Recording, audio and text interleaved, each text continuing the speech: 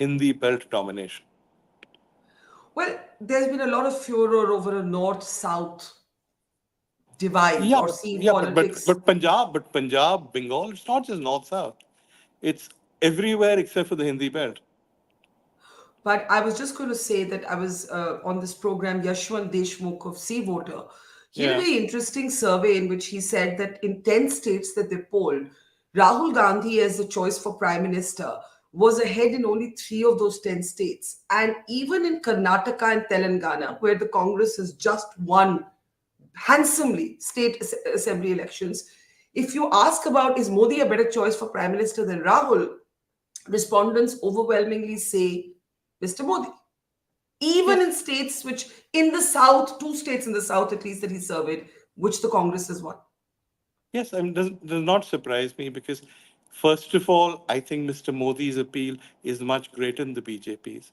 I think in assembly elections, when people are voting for the BJP, they're not as enthusiastic as they are when they're voting directly for Mr. Modi at parliamentary elections. So, A, that doesn't surprise me. B, I think Yashwant would tell you that generally, whenever you do polls of this nature, they're always slightly skewed in favor of the incumbent. So the prime minister always does better. And three, it's not clear that Rahul Gandhi will necessarily be the opposition candidate for prime minister. He spent a lot of time saying he doesn't want.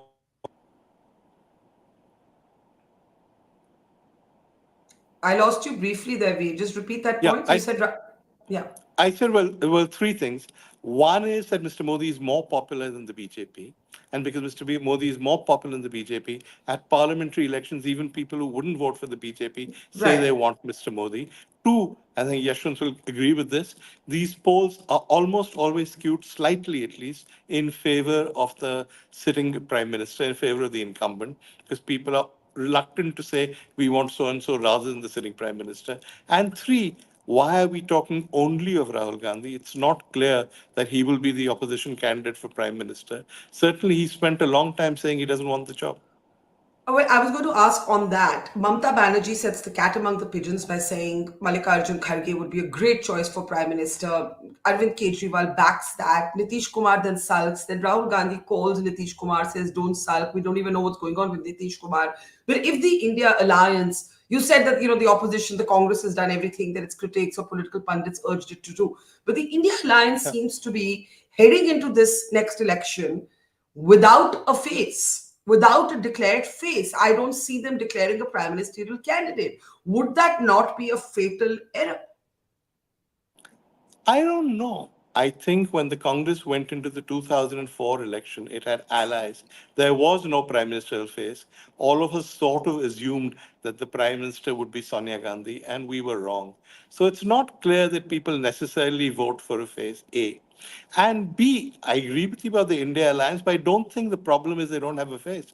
The problem is they don't have an ideology, they don't have a platform. As I said earlier, the only thing they're all agreed on is that they hate the Congress. Explain that. You said that. What do you mean by the fact that they agree at their state level politics? They hate the Congress. They go against the Congress. They weren't pleased with ascending Congress because they all have ambitions. But today they're all together in whatever untidy, clumsy form. They're all together. Why do you think they're united by their hatred for the Congress and not their hatred for Mr. Modi? I think that even within the alliance, many of them believe, I think it's a wrong hope, but they believe that Mr. Modi will not get a majority, that people will not align with him, and some kind of third front government will come to power. This has happened before, if you remember, in 1996, 1997, when a third front government came to power.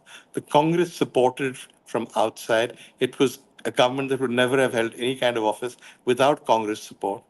Narasimha Rao, who had been Congress Prime Minister, was leader of the Congress, said he wanted to be Prime Minister. And the Third Front made it clear that none of them would be party to it if the Congress had anything to do with it. And so first you had Devegowda and then you had Gujarat. There was no question of a Congress Prime Minister. Even after Vajpayee fell, if you remember, the first time on the no confidence motion, the Third Front again came together. And this stage, they may have had the numbers. And Mulayam Singh Yadav made it very clear that he would not serve under a Congress Prime Minister, if you remember. And we now know from Amar Singh's book that while they were making all these great statements about opposing the BJP. They were trying to do a deal with Advani so that Mulayam and Advani could get together and form a new government. So the fact that they hate the Congress is long standing. It's to do with their own national ambitions, a feeling, as you said, they've opposed the Congress in their own states. They also feel that the Congress is arrogant.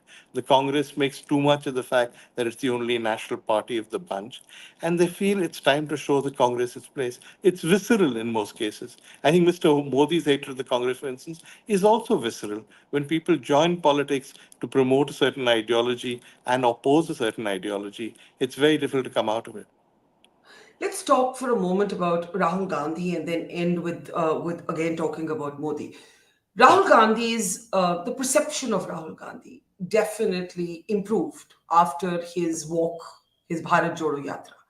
But he Yeah. wasn't able to convert that, it seems, into much, and now he's headed for another yatra. Is Mr. Gandhi's sort of future in question if Modi takes a third term, which is almost certain you seem to think and I seem to think? Yeah, the obvious answer to that question is yes.